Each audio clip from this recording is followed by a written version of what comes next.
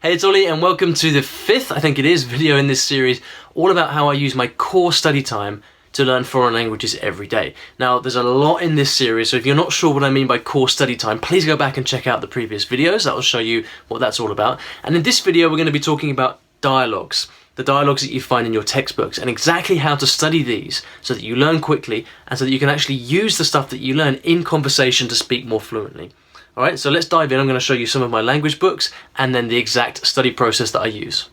Alright, so if you're learning a language right now, then you're probably using a textbook and you've probably got lots of dialogues in those textbooks. But what's the best way to use them? How can you use them most effectively?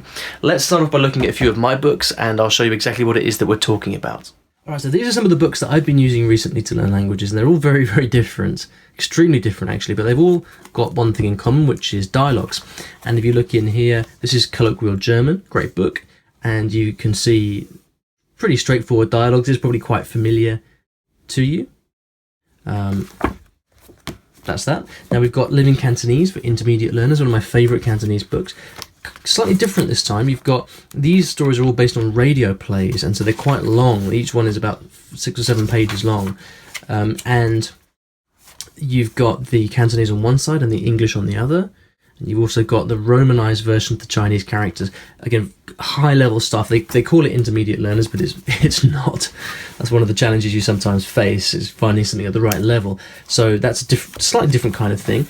And then here, this book, I have to open this from the other side, because it's an Arabic book. This is Kalimni Arabi. And here we've got one of the few dialogues. And the book doesn't have as many dialogues as it should, actually.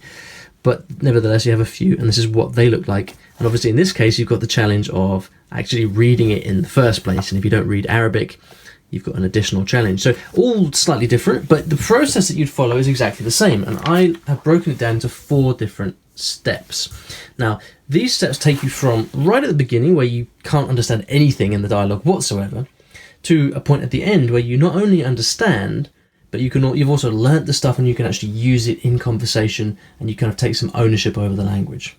All right, so let's look at what each of those might be. Stage 1 is practice. Now, when you first start approaching a new dialogue, you've got this great window of opportunity to simulate what it's like to listen to language for the first time, to kind of emulate real-world experiences, real-world listening. Because as soon as you start to actually dive in and study the dialogue, then when you come to listen to it later on, you're no longer coming at it fresh, right? Because you've already studied the content.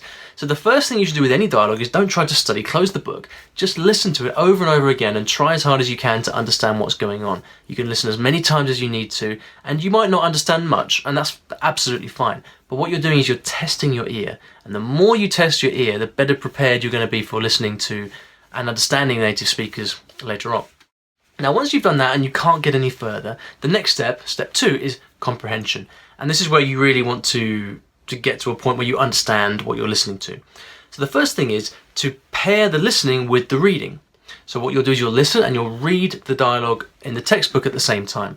What the reading does is it gives you like a little bit of scaffolding. It gives you a little bit of extra support. So whereas before you might not have been able to understand something just by listening to it, when you then read the text, you might get it. And often that happens, you don't know, when you hear something you don't understand it, but when you see it, you do get it, right? And so that's why you then add the text. And then once you can read and listen along at the same time, and you really can't understand anything else, then that's the point where you start to study. So you can go through the instructional material in the textbook, look at what words mean, look at the grammar explanations, and get to a point where you can understand everything that's in the text. All right. Now, after the comprehension stage, then you've got processing. Most people actually stop at the comprehension stage. So once you've kind of looked up the unknown words and studied it a little bit so that you understand it, most people stop. But actually, you're only halfway there at that point. You really want to go much further, because otherwise you run the risk of not really actually, learning the stuff properly. And so what I call processing, this is when you really start to use the language a little bit, and so that it can actually sink in and hopefully form part of your long-term memory. And in order to do this, we do a few things. The first thing is to listen over and over again, all right? Because you've already listened and read at the same time, which is great. But when you come back to it the next day, do you think you're still going to understand everything? Probably not. Your brain slips a bit from one day to the next. And so you've got to keep listening to it for one day after the next for a number of days. And then every day you come back to it, your brain's going to get a little bit better at recalling what it needs and to understand it. Okay. The other thing you can do, which is a great trick that I learned from my friend Richard Simcott, is to actually copy out the dialogue. So you take the dialogue from a textbook and you copy it out, literally word for word, onto paper. And this has the really cool effect of you kind of take it out of your brain and something physical with the writing, and it just helps you pay attention and notice more features of the words that you're dealing with. And I mean, when I first heard this, I thought that doesn't sound very, very hard, and it's not hard, but it just helps you to process everything in a different way, and it helps everything to bed down and makes it more memorable. Now, after processing, then you get to the final stage, which is ownership. And this is where you really want to take the stuff that you've been studying and then own it so that you can actually go out and use it, recall the stuff when you need to, when you actually want to speak this stuff. And this is really the ultimate stage. Now, sometimes, you might find that you don't need to go this far. Depends on the language you're learning, probably, and your level of experience. But I like to do this because it really helps me make sure that I learn it and that I know it. Now, a few different parts to this. The first thing is flashcards. Now, not everybody likes flashcards. Personally, they work really well for me. And so I like to look through the dialogue and take the words and phrases that I think are really important for me, that I think I'm going to want to use in speaking.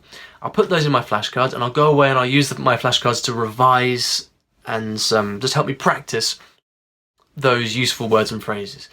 That means that even after a couple of weeks have gone by, I've still got a way of just kind of going back and reviewing the stuff there to make sure that I don't forget it.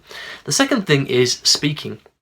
And if you want to be able to use the vocabulary you're learning in speaking, then the best thing to do is to actually speak, right? Using that vocabulary. And so what I'll do is I'll make sure that my speaking partner or my tutor has a copy of the textbook that I'm using, and I'll just say to them, look, I want to practice the stuff in this dialogue today.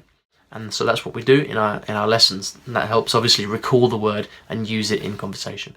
Now the third thing is a little activity that I call reverse translation. Reverse translation. Now I won't go into depth with this. I'll put a link down below so you can read a more in-depth blog post about this. But with reverse translation, here's what you do.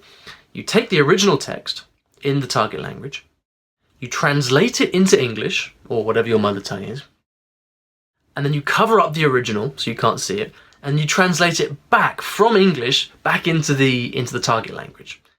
That's the tough bit, right?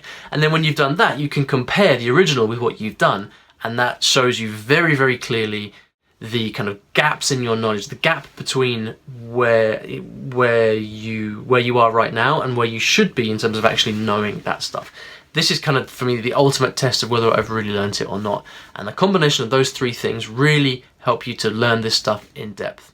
So I hope that was helpful. That's how I learn textbook dialogues. I hope you can take some of those and use them as inspiration in your own studying, and I'll see you in the next video.